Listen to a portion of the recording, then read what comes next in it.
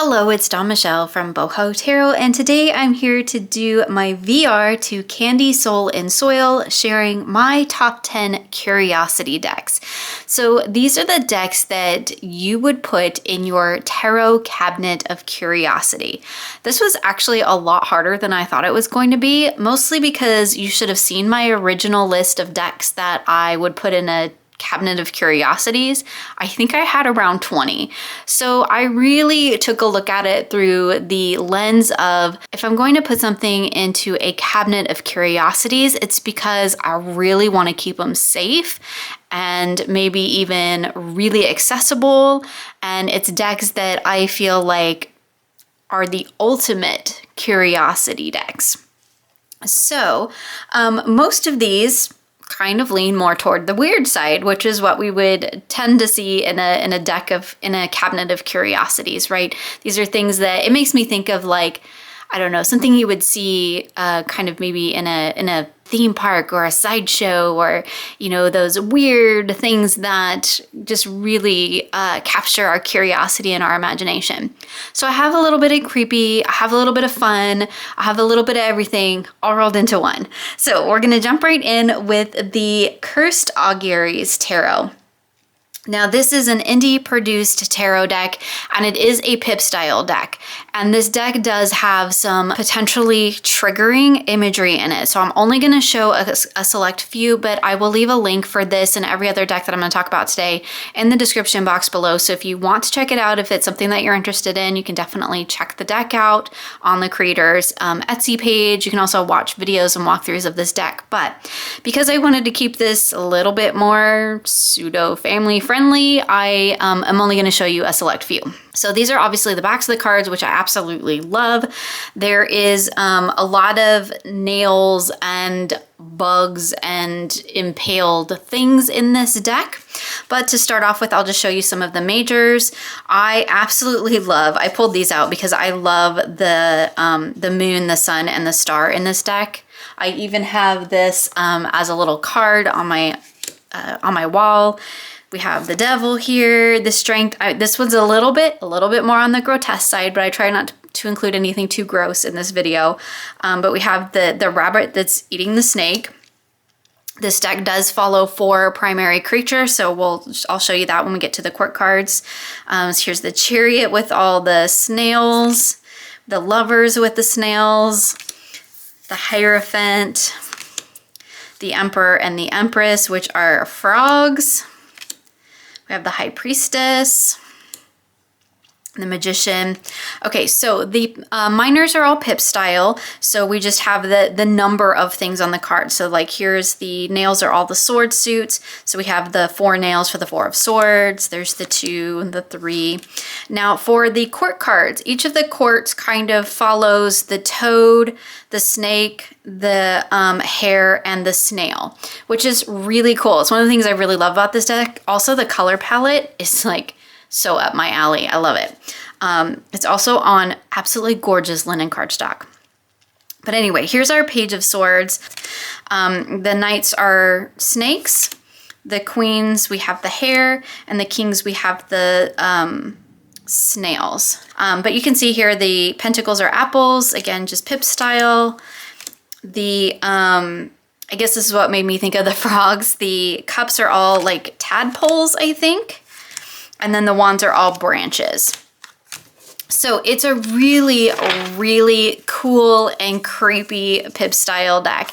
If you like cool and creepy, if like creepy bordering on kind of gross in some ways, and you don't mind like things like big spiders and stuff like that, which actually I don't like. There's a couple cards in this deck that I'm like, oh, that totally gives me the creeps.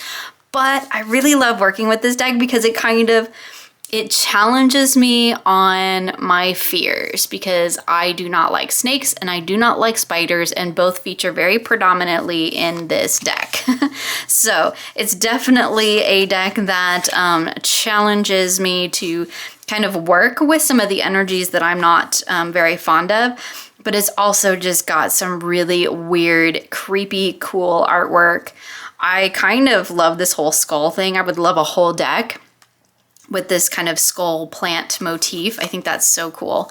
You can see the pips all have a color association. We have this kind of beigey gray for the swords, this kind of pink for the pentacles, this green for the cups, and this kind of lighter beige yellowy color for the wands, which I think is really, really cool.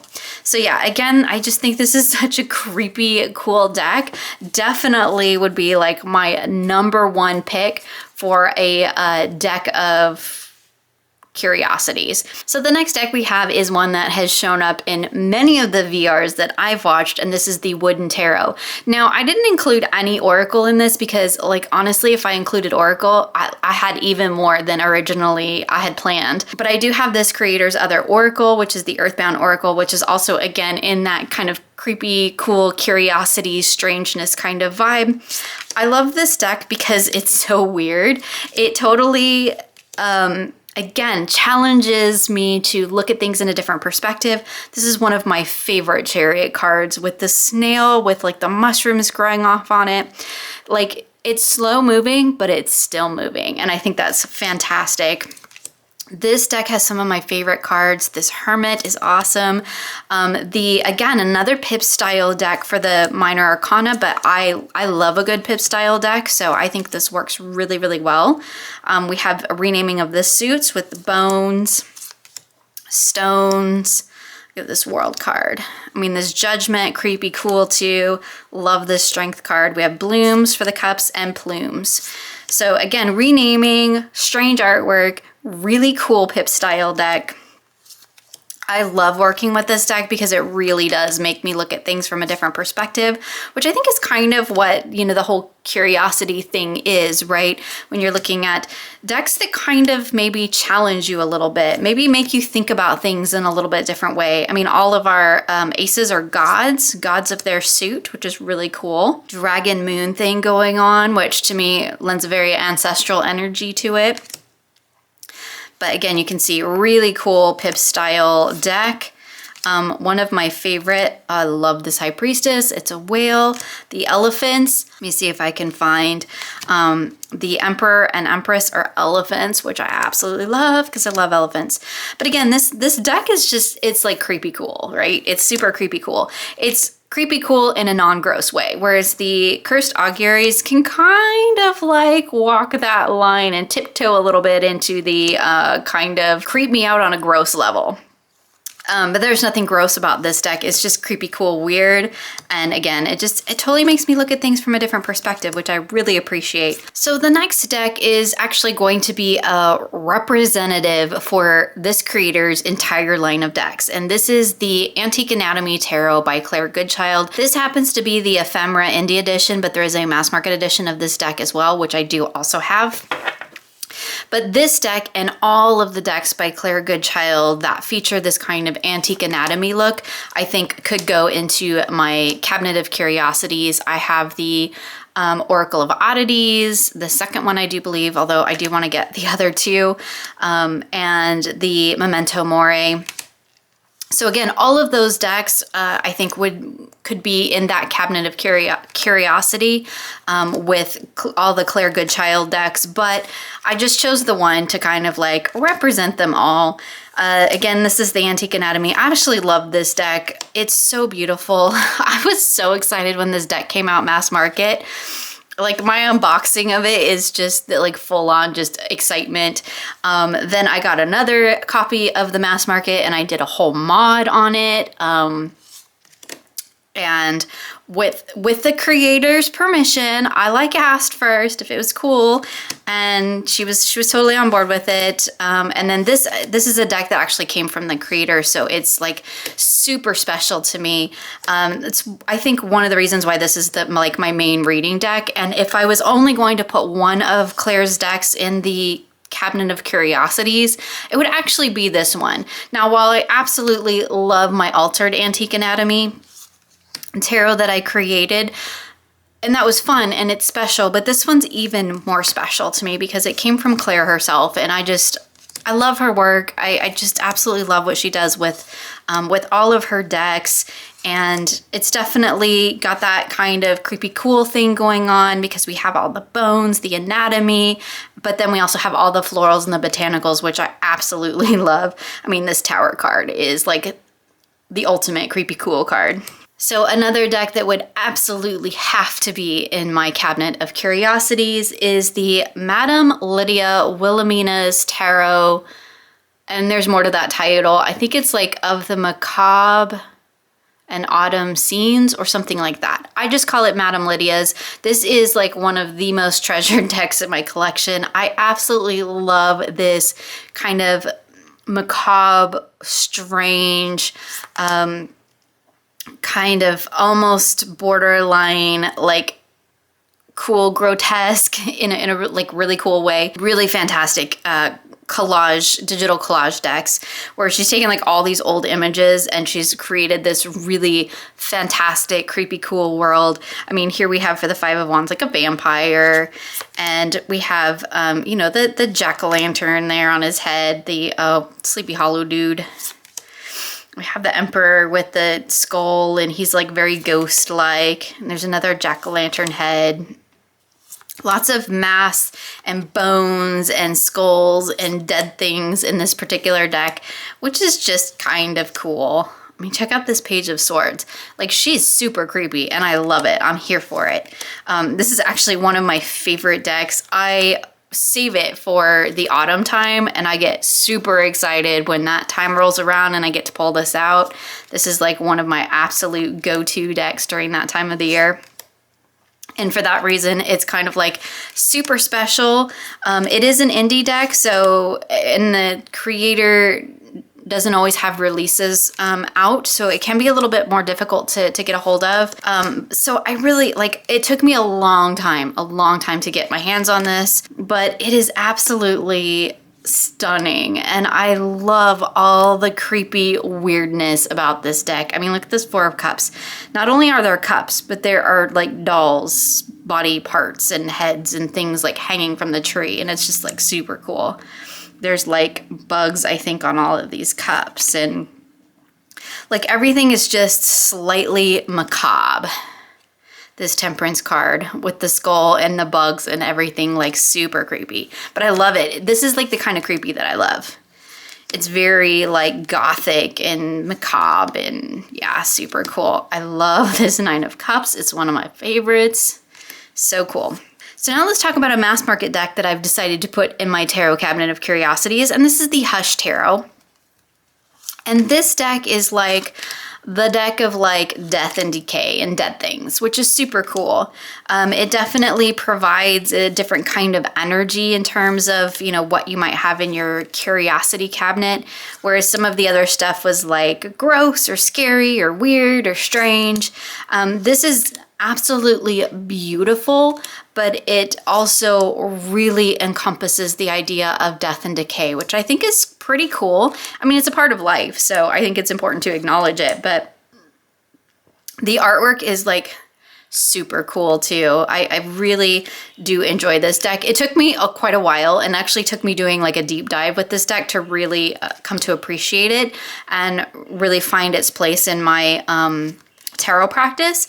But now, like, it was totally worth all the work because I absolutely love it. But I feel like this would definitely need to be in my cabinet of curiosities because it's like embodies that morbid curiosity of death and decay and the idea that that is just a part of life, and it can be beautiful and it can be transformative, but it is an actual part of life, and it's something that we need to acknowledge even when we don't always want to. And I think that's some of the key parts of the curiosity aspect is, you know, kind of making us face things, making us kind of look at things from a different perspective. Okay, so moving away from kind of the creepy, macabre, morbid type of things, we're gonna go into kind of the stuff, the decks that really invoke the idea of curiosity in a very interesting way. So this is the Ophidia Rosa Tarot, which is an indie deck.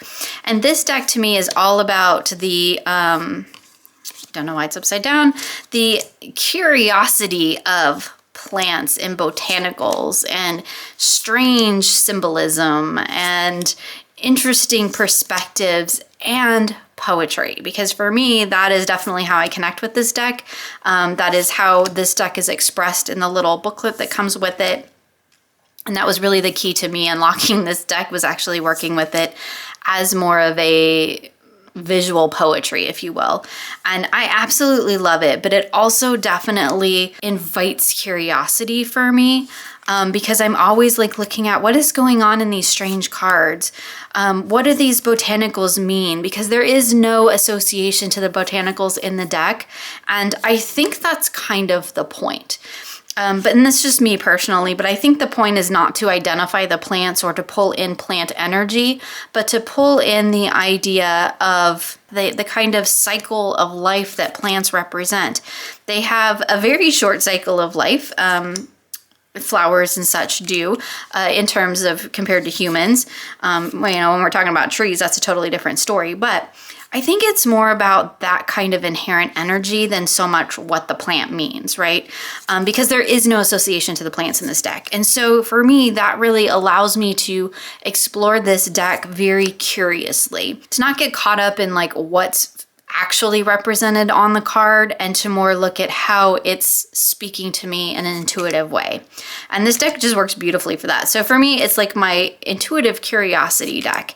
It's a deck of creativity. It's a deck of making me look at things in a different perspective. Again, that's a common thread for me in my curiosity decks. And I do love all the botanicals in this deck. So that for me is kind of like if you had that old book of botanical illustrations that you put in your, curiosity library, so to speak, this would kind of represent that energy for me. Granted, it's not a, reference guide. It's more of somebody drew a bunch of botanicals and they didn't note anything. So you're just kind of left to wonder and layer in your own thoughts and interpretations on it, which I think is really cool. So my next deck is another mass market one, and this is the Dreamkeeper's Tarot.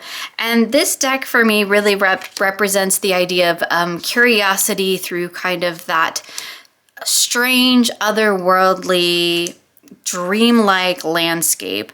It's also a deck that I feel like has a lot of sort of ancestral energy to it, as in it's like wisdom that's passed down throughout the ages, but there's also a lot of symbology going on in this deck.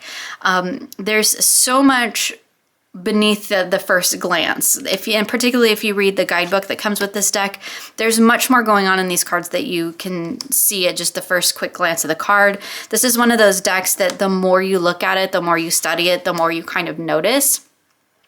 And every time I pull out this deck, something different stands out to me each time I see these cards. So it's kind of like a never-ending sort of book of interesting, strange, dreamlike worlds that I can enter. And it's just beautiful. I love working with this deck. It always gives me something interesting to tap into. It always provides a different way of looking at things, which again, common theme here. But this one kind of inhabits that more strange, surreal, dreamlike kind of energy, which I absolutely love. And the next deck keeps finding its way back out of my purgatory box. And I decided, you know what? If I was going to keep it anyway, I probably would put it in a cabinet of curiosities. And this is, of course, the Pagan Otherworlds Tarot. So this deck is, I've talked about this deck a lot, and in particular, its size and its card stock that, although I love it aesthetically and everything, it's really difficult for me to work with. But one of the things that I think this deck does really well is kind of create like this portal. I have all the extra cards shuffled into, but it's kind of create like this little portal into this strange world of these kind of pagan-y sort of inspired place. And I love the pip style of the deck. And I love that there's a lot of skulls in it. There's a lot of like creepy branches. The color palette just kind of has this real earthy, but yet somehow sort of alchemical kind of feel to it. It feels like, yeah, like a portal deck. Like you could step into these cards, which is kind of the point of it. It's kind of taking the people out, except for the courts and the majors, and inviting you to step in and kind of explore the card. So I thought this would be actually a perfect one for the Tarot Cabinet of Curiosities, because it acts as a portal or a gateway into a whole nother realm, into a whole nother world. And I think that is the thing that keeps saving this deck from leaving my collection permanently. It's gone in and out of my purgatory box, and every time I think about rehoming it, I end up pulling it out, flipping through it. I'll fight with the cards to do a reading. And it is that portal energy that draws me back time and time again. I think it's one that I just need to bite the bullet and trim so that I can physically work with it easier, because I do love the imagery and I love that it creates this gateway to a whole nother realm. I think that's so cool. I love the pip style of the cards. I definitely enjoy a good pip style deck, but again, it's just a really cool, transports you to another place. Anyway, yeah, it's such a cool deck. And so it keeps being saved. It keeps hanging out with me. I'm going to keep working on it, but it would definitely be because of that whole portal energy and being invited to step into the cards. I feel like it really does belong in a Cabinet of Curiosities.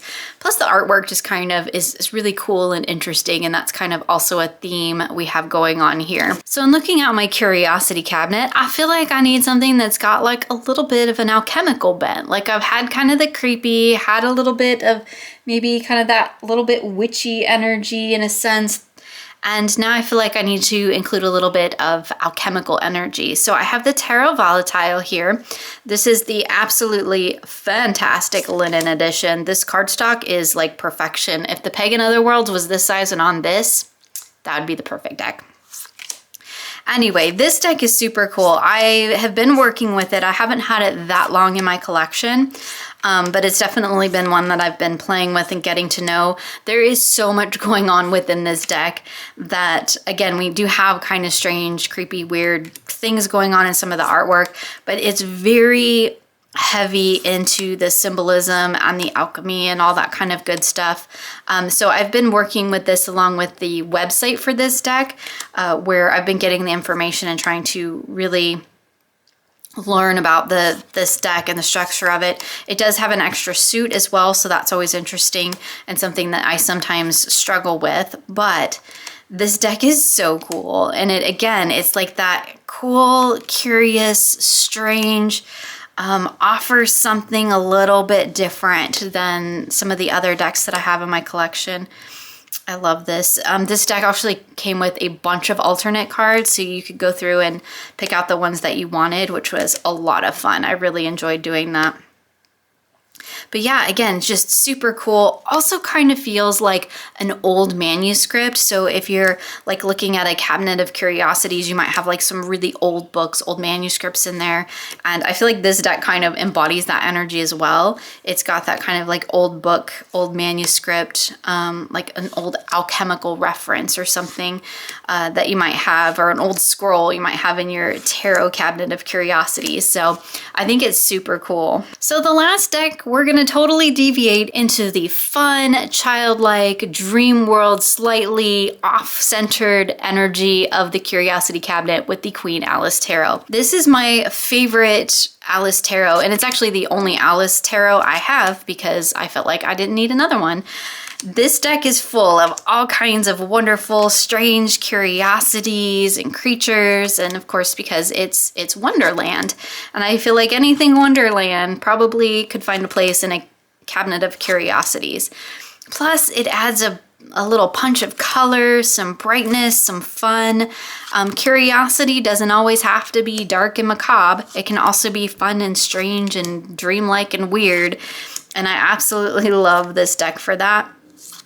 It is a deck that I definitely like to go to for really flexing my curiosity muscles, for really looking at things through a different light. I love working with this deck in conjunction with the actual stories, which is really fantastic. And it's been a really beautiful experience kind of working my way through that. I do have a whole journal that I'm creating on this one. I do also have a whole journal on the Hush Tarot and the Ophidia Rosa, which is quite interesting. So 3 of these decks that I've shown today have really in-depth journals dedicated specifically to them. And I almost pulled out the Nicoletta. That one was like really on the list for a long time. But that to me is not so much a curiosity deck, but it does have strange artwork in a lot of ways. But anyway, the Queen Alice Tarot is just absolutely fantastic. It's so much fun. I absolutely love this deck. It's curiosity in a fun, strange, obviously Wonderland kind of way, but I feel like it has its place in a cabinet of curiosities. I feel like it belongs there. Okay, so let's see if we can do just a quick rundown. We had the Cursed Auguries Tarot deck, the Wooden Tarot deck. I'm probably not gonna be able to fit all these. The Antique Anatomy, the Madame Lydia's, the Hush Tarot. Yep, gonna run out of room. The Ophidia Rosa, the Dreamkeeper's Tarot, the Pagan Otherworlds. Let's make some space. Scoot over, scoot over, scoot over. I got 2 more decks. Oh, we're not gonna fit them in. Can I fit them in? Can I go this way? Oh my goodness. Why do I do this to myself? I always hate playing this game of trying to make everything fit. Almost there. Terra Volatile.